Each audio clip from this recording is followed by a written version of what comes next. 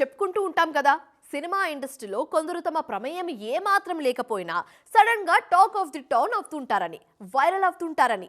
ఇవాళ అలా ట్రెండింగ్ లోకి వచ్చేసారు రాకీ భాయ్ యష్. ఇంతకీ రీజన్ ఏంటి? ఇప్పుడు సడన్ గా ఎందుకంటారా? చూసేద్దాం పదండి. సెట్స్ మీద 2 సినిమాలుంటే అందులో ఒకదానికి co producer Yash. Career starting నుంచే తనదైన స్టైల్తో దూసుకుపోయారు ఈ స్టార్. ఎప్పుడైతే కేజీఎఫ్ సక్సెస్ అయిందో, సీక్వెల్ 1000 కోట్లకు పైగా కలెక్ట్ చేసిందో అప్పట్నుంచి యష్ ఫేమ్ సరిహద్దులు దాటేసింది. అయితే కేజీఎఫ్కి ముందు యష్ని హీరోగా అనుకోలేదా? ఎవరో స్టార్ హీరో కాదంటే యష్ లైన్లోకొచ్చారా? ఇండస్ట్రీలో హాట్ టాపిక్ ఇదే ఇప్పుడు. అలాంటిదేమీ లేదన్నది హోంబలే సంస్థ చెప్తున్న మాట. యష్ మాకు బయటి వ్యక్తి కాదు, మాలోని మనిషి. ఆయన కోసమే ఆ సబ్జెక్టు రాసుకున్నామన్నది వారి స్టేట్మెంట్. కేజీఎఫ్, కాంతారా తర్వాత కన్నడ సినిమాకు యమా గుర్తింపొచ్చిందని చెప్పే ప్రయత్నం చేశామని, అంతకు మించి యష్ గురించి ఏమీ ప్రస్తావించలేదని అంటున్నారు మేకర్స్.